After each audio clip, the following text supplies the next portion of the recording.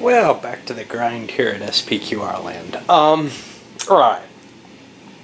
So we're coming down to the bottom of the pit, as it were. All I've got left is the Jewish scenarios after this. Yes, there are more available somewhere or another. I'm not going to hunt them down. I'm not going to try to pick up C3I magazines to get the remainder of the scenarios. Although I may pick them up eventually and come back to the scenarios that I find there. But anyway, this is one of the War Elephant scenarios, Magnesia. And what we've got is a battle between Antiochus the Great, whom we've seen before at Raphia, and the Romans under Lucius Cornelius Scipio, as opposed to our Publius Cornelius Scipio. Alright. Kind of an interesting setup here with the Romans not in their standard formation. I'm not quite sure what is going on with that, but they've also got some Greek allies over here, some light troops. They've got some Macedonians sitting off board. Philip V decided to throw some support in their way. And this guy, Eumenes, is going to be able to command the cavalry, a very large and heavy cav force, all weighted to the right flank. The left flank, one Prefect Equitus and one Roman cav unit. On the other hand, if we look at the Seleucids, they have an interesting force too. They have these double-depth phalanxes, which I really don't know if they're worthwhile.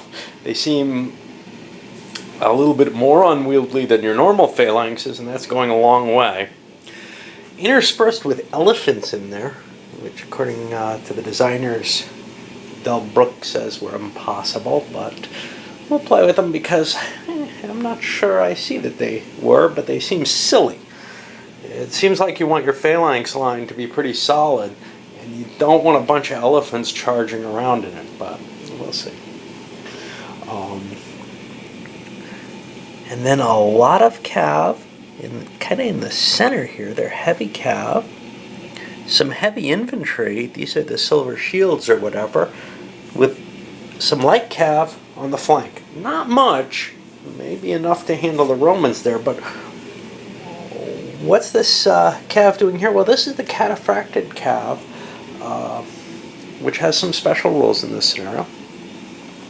And over here we have another massive cav running from here over, some lights over here, some chariots interspersed in here somewhere. Oh no, they're up here. There's a couple of chariots up here, some camel cav and some skirmishers.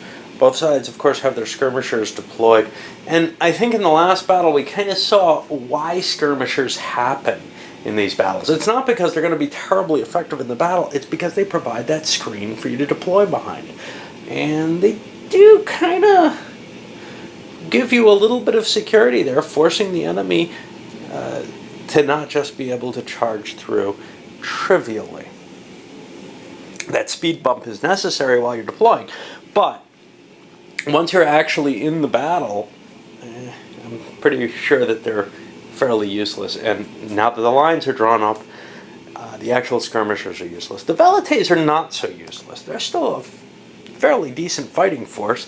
We saw the Carthaginians deployed their light infantry, which is slightly better than the velites, regularly as kind of mainline troops. Well, the velites aren't too much worse than that, and they're serving in that skirmisher role, which they do a pretty good job on. Let's look at some of the special rules for this one, because there are a few. There's some Roman reinforcements, which are signified by Aemilius here. He can't activate and bring them on until there are some routing Romans heading in his direction. Once he has a line of sight to some routing Romans, I think it's 4 units, he can start bringing those Macedonian heavy infantry in. And no, they're not phalanxes, they're just hoplites here. Not terribly valuable. The chariots, yes, they have scythes on them. Well, what's interesting about them is, first of all, they suck. I mean, there's no question about them. They have incredibly low tactical quality. Then again, so do the camels over here, but the chariots have a 2, which is really horrible. It means that if they engage in combat, they're likely to turn and run before they fight. But they do also affect the enemy with a +1 to the enemy's tactical quality roll, because they are just so odd in this period that they'd be scary, I guess. I don't know. Especially with those sides on them. There's also a pass-through rule, similar to the elephants, that's going to affect them, which is a pretty neat thing. Hannibal's here. Hannibal doesn't do much in this battle. He serves as an advisor for Antiochus, which I believe he's able to give Antiochus a couple of bonus strategy rolls. Essentially, he can give a +1 to up to 2 different line command rolls. He could also give that as a +2 at once. It may have some other effects, trumping or something like that. Let's see what else. This can be used to augment strategy die rolls. No, just the line commands.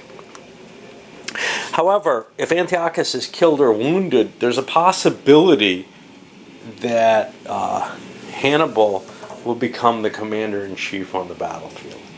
That's a stretch, I think, but just because I don't think that the Seleucids were terribly pleased with him being there. It's an optional rule for Scipio Africanus, allowing him to take command instead, because he was present, or at least to have some effect, be a proconsul, taking the place of one of the Roman leaders. The cataphracted cav, what's its big bonus? Well, it's not heavy cav. Its biggest bonus, or only real bonus, is it's treated as heavy cav, except that when it hits legion units head on, they don't get a defensive bonus against it. And basically it's noted in this battle, supposedly one of the first uses, that they broke the Roman line. Now the Romans end up winning this battle, but that's all there is there. And double depth formations for the phalanxes again. King Eumenes of Perrhaebum has some bonuses. He can command the Roman cav. He's not a very good leader here for initiative rating. He only has a 2, which means he can't command a lot of units. But he's allowed to add or subtract his charisma from, and I think that's the 2 down here, onto pursuit rolls, which is kind of a neat ability. There's a lot of times where you want pursuit more than you don't,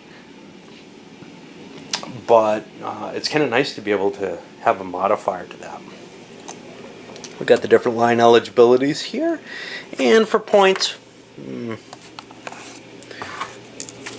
these are our goals, not current losses. The Romans have to lose 160, the Seleucids 125. Romans have more troops on the board, probably better quality. You don't have to worry about tricky stuff like these phalanxes, but the Seleucids have a lot of cav on the board, and that could be devastating. I'm not sure which way this will go. Let's see.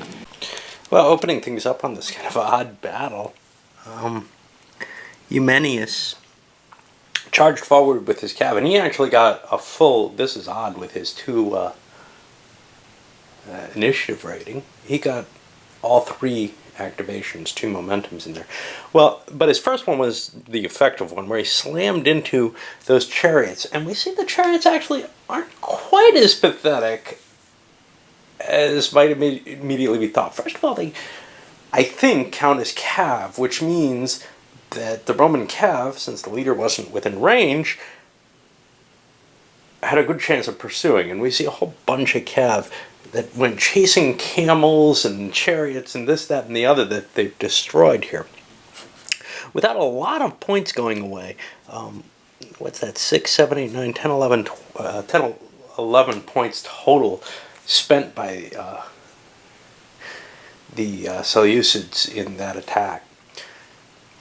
Whereas the Romans, their cav side has kind of evaporated. This was their stronger cav force, and now this left flank of the Seleucids looks like it may be able to just come plowing through and do a lot of damage to the Romans here.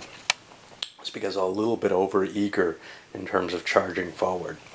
One of the other things is, if you look, heavy cav hitting those chariots is a 3. So this guy who broke through is pretty heavily, well, no, he's not. Some of the others that broke through are very heavily hurt. We're talking about like 6 hits against them. So, but for the most part, it melted away. But rolling on the 3 table is not pleasant. So if the chariots stand, they're a problem, and they also do the extra point of tactical quality hit on their die roll. So it's kind of impressive. Onward. And the Seleucids launch their cav forward and really kind of drive away what's left of the Romans there. You see a little bit of casualties here and some pushing forward. The light infantry was also brought up, and the Roman cav withdrew from that. Now for the rest of the battle, I've been moving pieces. It's very much like most battles begin, not with this launching of cav and a quick fight that actually demolishes one wing of an army. Actually, it's been a little slower than a normal battle because the Velites started out far enough ahead. The Romans had to move up each of these little piecemeal formations on their own. And they're not really set up to support each other. There's the beginning. I've set up a line here so I could do a single line command. But I haven't really been able to do that before, not only because of spacing, but also because these Velites are in the way, and I had to move them forward. Likewise, though, the Seleucids weren't really prepared to launch their front line. Now, I'm not sure how much they wanted to, but you see they've moved their infantry forward. This was Antiochus's actions, mainly. Along with the elephants. Now these could not be moved as a line formation because of this interspersing of elephants and phalanxes, which is sort of probably the argument of why you don't want to do this. But as a defensive anvil, it's not bad. As long as the hammer can make it through and hit the Roman flank, if that center holds, that's great. Move the leader over here to start moving the infantry from here forward, but I've got that strange central placed cav, some of which I've moved forward. Really, this is an odd setup. Anyway, I'll clear up the end of turn sort of organizational administrative type tasks and come back and show you how many points everybody's got. Point-wise, things aren't so conclusive. We see 7 Roman losses, 16 Seleucid. Obviously, the Seleucids took heavier losses, but the Romans have a significant amount of cav off the map, and when we look at the positional situation, it looks significantly different. With the Seleucid, the whole left side of the battle from the Roman point of view hasn't engaged yet, but over on their right flank it's disintegrated. They have a few cav to try to hold off this humongous tide. Now, if historically the situation is repeated, with, say, these cataphracts being able to charge straight into the Roman line and break it, I think it was that flank where it happened, the Romans are in a lot of trouble here. However, I feel like the mass of the Roman legion is more potent than what it's facing. It's going to be able to smash that cav or not. And we've got the elephants coming over this way to try to help cover that flank. Some lights over there. Just create a screen long enough that we can turn the Seleucid right flank. Anyway, I'm going to load this one up, come back with some more.